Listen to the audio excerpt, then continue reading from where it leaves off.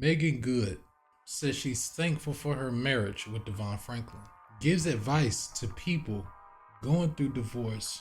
You really got to trust God. Now, I got this from Chisha Zed. And as I was watching this, he said what I was going to say, which is it's kind of rare now that you find a woman not bashing a man. It's like when you see a woman talking good on a man, it's like, oh wow, she said something good, you know. It's usually always something. So I want to go through, I'm not gonna go through all 10 of these, but shout out to TPS for putting this together. I'm gonna go through some of these people that I recognize, and I want to show you what these girls were doing to embarrass the man. So first you got Tom Brady giving him an ultimatum. It's either football or me. Football is how he got where he is. You want him to choose, you want him to pick between his purpose and some woman. I mean, who you think what you think he gonna do? And then it won't even 5 months later when we saw you in a picture with your trainer. I think he was like a workout trainer or something like that. So what was you doing behind this man back this whole time while he's playing ball? Up next, you got Sierra and Russell Wilson showing up naked at the Oscars, but you supposed to be a godly woman.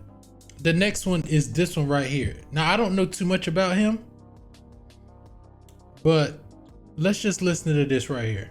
At a glance, she appears to be completely insane, and she's put her husband in a number of untenable situations to the point where she has actually gotten him released. And this is not some half-baked interference we're talking about here.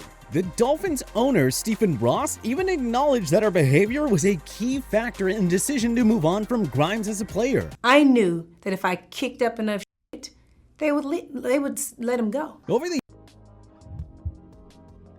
She knew this, and yet years, Miko has had a number of incidents, particularly while her husband was a member of the Dolphins, and her rap sheet reads like a petty criminal. Wow, battery, police officer, damn, resisting officer with violence to his disorderly conduct.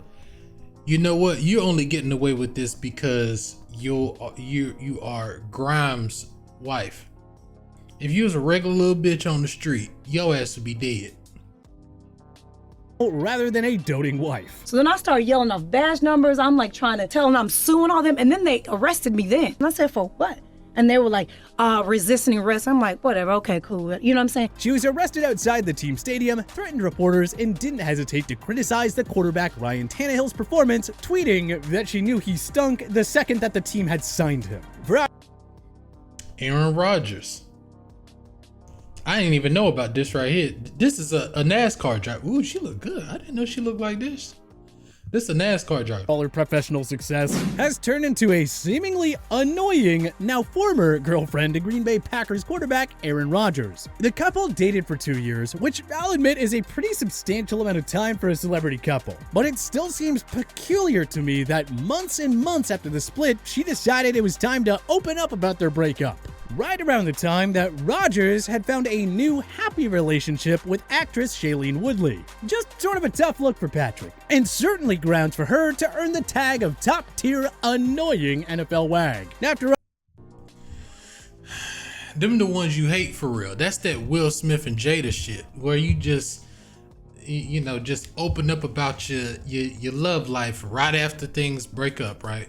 Just all of a sudden gotta spill the beans. Yeah, I mean, hopefully we don't see Megan Good do that, but you didn't see it. Watch. Black Excellence Brunch on Sunday, and you talked a lot about, playing a 10-year-old and family and support, but you also talked about something that really touched me, and that was about divorce and reinventing yourself after divorce and really getting back into that. So what advice would you have for those people like myself or like others who might be going through a divorce or finalizing a divorce or done with their divorce and are really trying to reinvent themselves? Wow. So the actual interview there is going through a divorce, and, you know, a lot of women could relate to the advice that she gave. Yeah, I would say you really got to trust God, you know? At the end of the day. Let me see what God got to say about divorce. What are God's rules on divorce? Jesus states Moses permitted divorce only as a concession to your hard hearts, but it was not what God had originally intended. Whoever divorces and marries someone else commits adultery. God's standard, as stated by Jesus, goes beyond the law and states that God's intent is for no one to divorce.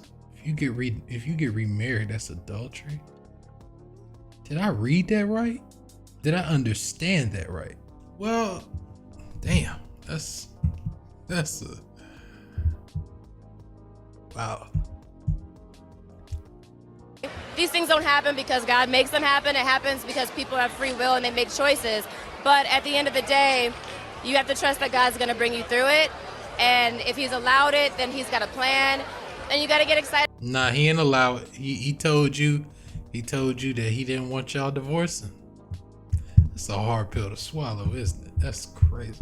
About the plan. Even if you're hurting and you're still healing or whatever may be the process, you just got to trust that what he has for you is incredible. You got to like reset your mind. Everything is about perspective. I choose to see this as my next act in life. I choose to say, all right, Lord, what do you have for me next? I'm just going to get excited about that. And it doesn't mean that it negates the other things that you may be feeling as you're healing, but it does mean that a lot of what we look at going forward is a choice. And I choose to just be excited about life. And God has honored that. Even in this very moment, as I stand here with Faith and we talk to you, I see God honoring my choice to be excited and those things coming to me. So, even in the choice of being positive and being happy and wishing your partner, no bad luck. He's an amazing person, amazing human being. I'm thankful for having a decade of marriage with him. I'm thankful for what I gave, what I got. And, now I'm like, Lord, what's next for me? And Lord, what's next for him? I hope the best for us both. So. All right, guys, there you go. That was Megan Good. You heard it for yourself. Megan Good, ladies and gentlemen. She didn't talk bad about her man at all. What more can you ask for? To be honest with you, if you dudes really want to get married in today's age, you have to leave this country. Marriage is a luxury now. I think the people in this country, the powers that be, have made that Bible. They have monetized that Bible to where if you really want to follow that Bible for real, it's going to cost you. And this was interesting to me, man, because nobody wants to get divorced. We've had that conversation many times. You know what? Let me say nobody plans to get divorced. Most people don't plan to get divorced, right? So I want to address something different here.